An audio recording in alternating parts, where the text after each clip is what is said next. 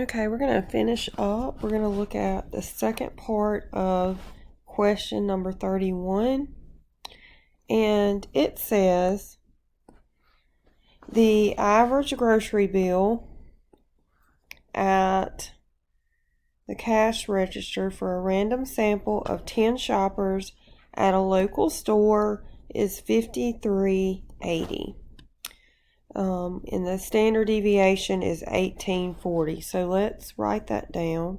We know N is 10, and we know that the average grocery bill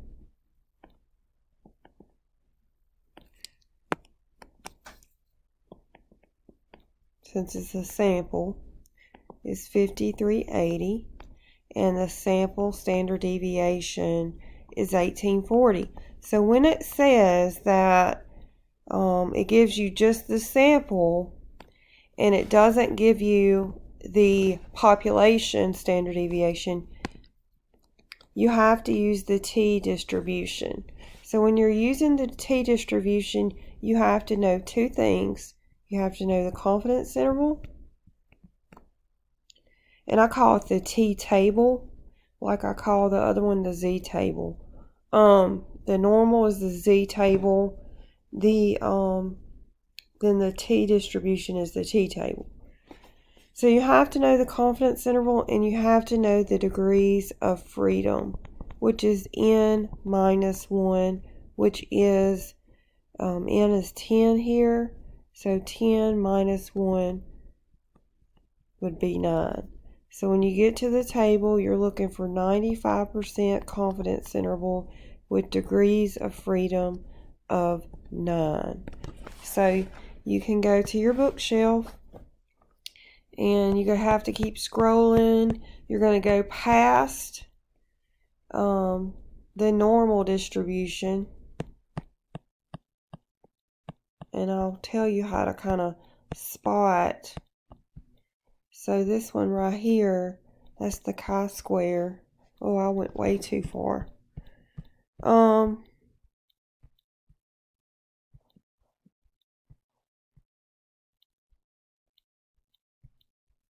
Here, a little bit further. It's almost a little bit before you get halfway.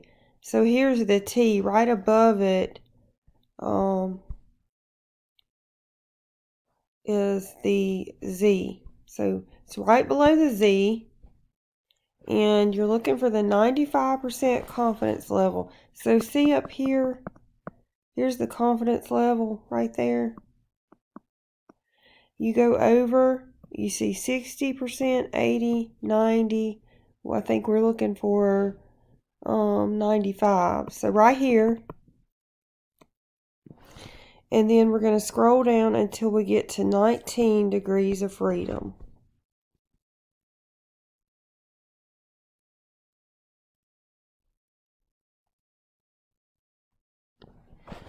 So, not 19, 9. 9 degrees of freedom. So that would be right here.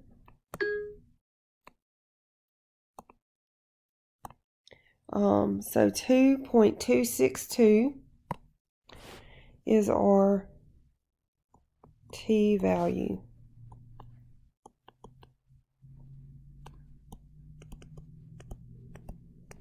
So now we can calculate our confidence interval. It's going to be our mean plus or minus our T value times our standard error of our mean. And what we know about the standard error of the mean is that you can calculate it, and you can use the standard deviation of a sample in the place of the population. So we know the standard deviation of a sample is 1840 divided by the square root of n, which is 10, and we will get, I believe we got 5.82. So here's our number, and here's our number, and then our mean. Those three things we have to know. So to get your confidence interval, you take your mean, which is 5380, plus and minus 2.262 times your standard error of your mean, which is 5.82. And when you do that, you will get, when you do 53.80 plus minus 2.262 times 5.82, you're going to get 40.64 for your lower, and you're going to get 66.96 for your upper. And since it's dollar amounts, then we're going to put it like that. So this, at this local store, 95% of the sample will be between $40.64 and $66.96. Okay, for question 32, Steve's average golf score at his local course is 92.9.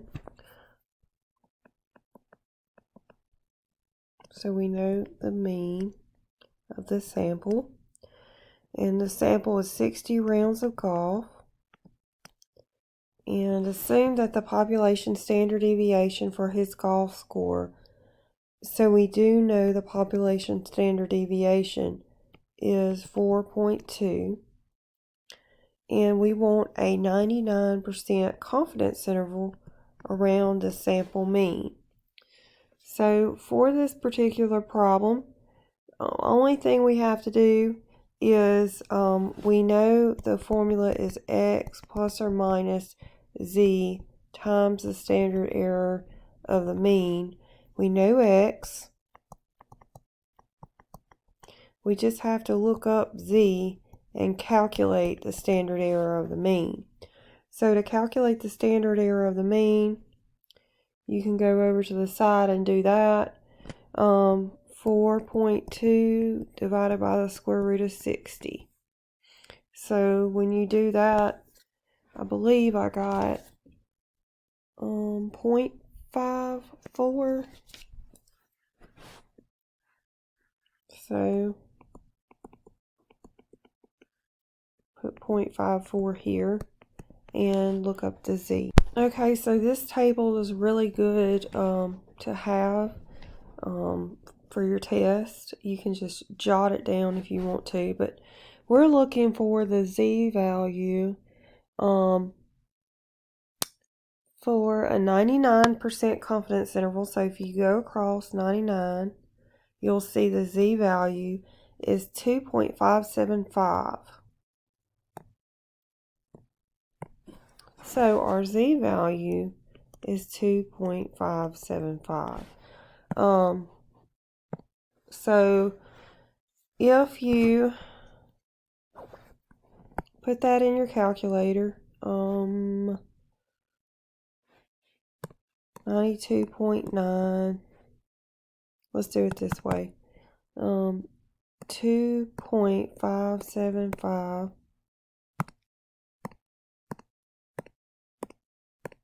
times 0.54, you're going to get 1.3905.